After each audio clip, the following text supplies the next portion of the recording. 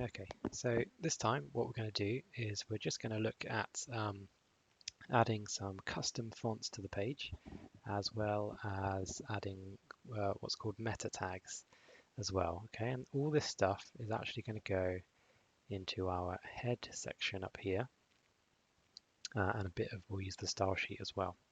So first of all, custom fonts. So what I would suggest using, it's not the only thing you can get custom fonts from, but it's a good one, is Google Fonts. Okay, so if you just Google search Google Fonts, and then you'll find it very easily. And you'll see there's tons and tons and tons, hundreds, probably thousands of different fonts that you can get access to. And if you just scroll through them all, um, find one I suppose that's suitable for you. Think about typography and the importance of typography, and what message that font is going to put across, and make sure it's right for the website and the website's target audience, essentially. So yeah, there's absolutely loads. I don't know which one. I don't want to spend too long looking through them. This will do. So black hand sands. Okay, that's fine. So click on that one, and then you can test it by typing in different things. So we want to use it for our title. So I want it to be like home page. So that's what it will look like. Are we happy with that? Yeah, that's fine. So select this style, and then what you'll see down here is some code. So notice that it starts with link REL. If you come back to our code again, you recognize that code from the link to our style sheet. So it's very similar. So I'm going to select all of it, copy it, come over to the head section right underneath where our link to the style sheet is, and just paste it in there. All right, your tabbing might come out a bit, so just make sure that all matches up, and hit save. So that's just going to remain there, and all that is a link to, you can see the website URL there, to that font information. So when we refer to it in the style sheet, it's picking up that information directly from that site. So as long as that website exists and it's Google Fonts, it's probably going to exist. Well, I don't see why it would ever not exist. Yeah, so it's reliable, it's not just going to disappear, and then your fonts for your website are all going to go. All right, so once that's in there, all you then need to do is, you can see underneath it's got the CSS rules to specify families, and again, it's another thing you'll recognize, font family, and then that's the reference to this font family that we've created. So again, we can just copy that, go over to our style sheet. Now we need to think about, okay, what am I applying this to? So let's go back to our HTML. We can see our box 1 is what I had as the header currently, isn't it? It was up the top here. At the moment, it just says some content there. So I'm actually going to change this to a H1 tag, which we use for headings, and close H1. And I'm going to say homepage. Okay, come over to my website, refresh that, and I can see, yeah, it says homepage up there. Obviously the contrast of color is very, very bad at the moment, but we'll fix that. So I want to address this H1, which is in my box1 div class. Okay, so if I go over here, what I could do, you can add it to wherever you want, but I'll add it in here. I could just go H1, open up my curly brackets, and paste in my font family. And what that would do, that would apply it to that H1. Okay, so if I refresh, you can see I've got my nice new font there. All right, but what if I had other H1 tags within this page or on other pages? I might want those to have a different font. Okay, so in that case, and what is generally good practice to do all the time, is address the class that it's in as well as the tag. So I know it's in box 1, so I'm going to go dot box 1 and then a space, and then address the tag that it's in, which is the H1.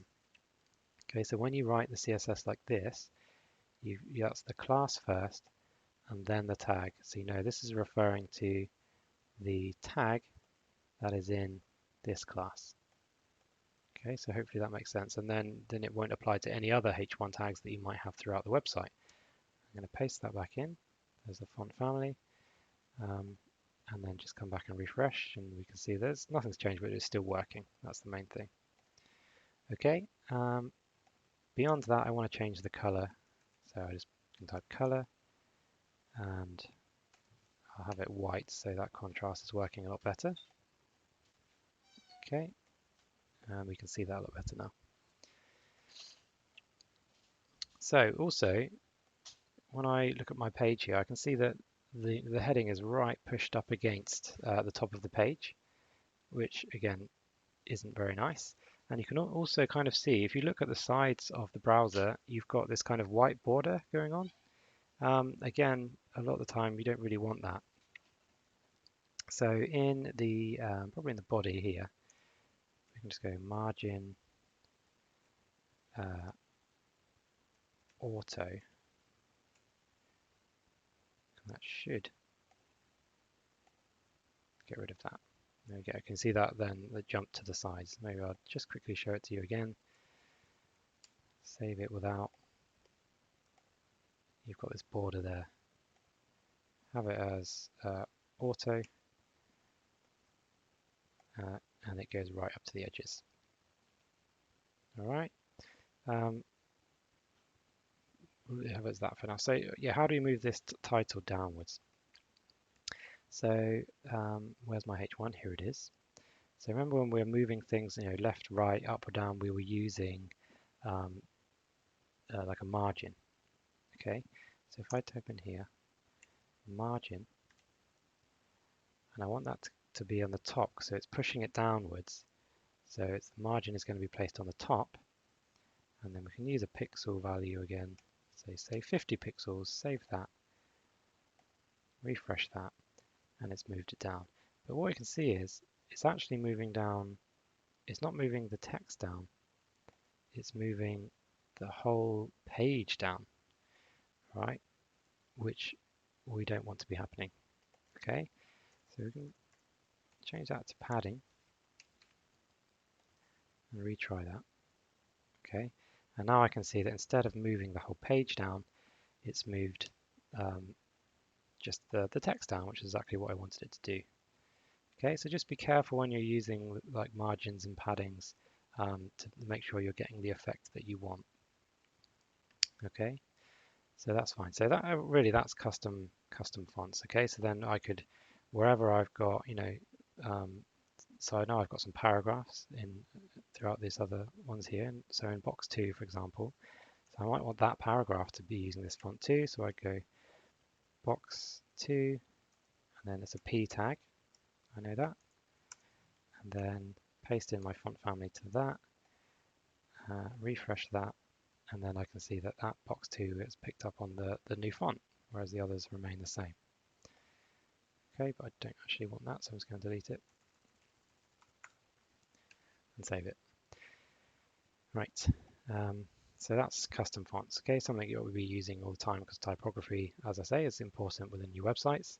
So the next thing I wanted to just address is the meta tags. And I believe I had it open here. So I had this is in one of the lesson slides. Okay, it's from lesson 3. So if you want to refer back to it, it's all here. And these are the meta tags that we're going to use. So I'll just move this off screen. So they go up here in the head section. Okay, so I can open tag, type in meta name equals keywords. Okay, and then content equals, and then you can put in your keywords, so whatever the website is about. Okay, so I don't know, forests, trees, you know, whatever. Okay, and then obviously, you know, those are keywords that should be picked up from what people are searching within the search engines. Okay, so then close that one. that's one meta tag. We can go another one. So meta and then name equals, this time we can do a description, if I can spell. And then again, content equals, and then this bit is actually, so if I load up another web page, so let me just come off of this a second.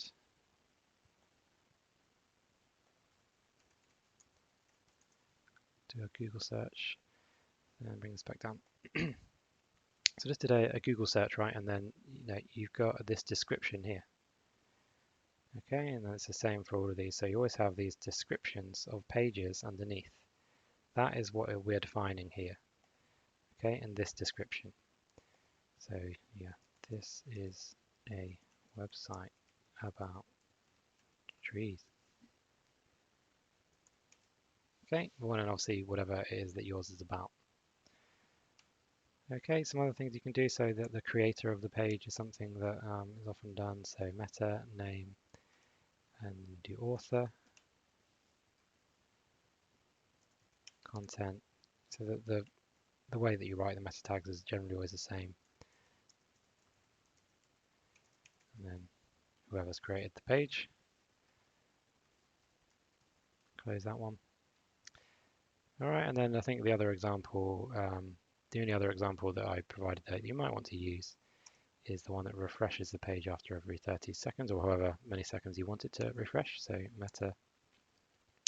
This one isn't name. This is HTTP equiv equals refresh. And then content equals, and then the amount of seconds you might want it to do. So do it for 10 seconds as an example. And save that. Okay, whether that works, let's have a quick check. I'm not sure if we'd even see that working. Let's give it a few seconds. Yeah, we saw something happening. So we know that that's refreshing every 10 seconds there. All right, so they're the meta tags, pretty easy to input. We're not really going to see the effect of these until this website would be hosted. So at this point, we can't demonstrate anything, but it is important to know how to add those in. Okay, so that's changing to custom fonts and where you can put in meta tags. Meta tags, there's lots of other things that you can do with them. So again, if you want to see what else you can do with them, look them up, do a bit of research, and have a play around with them. All right.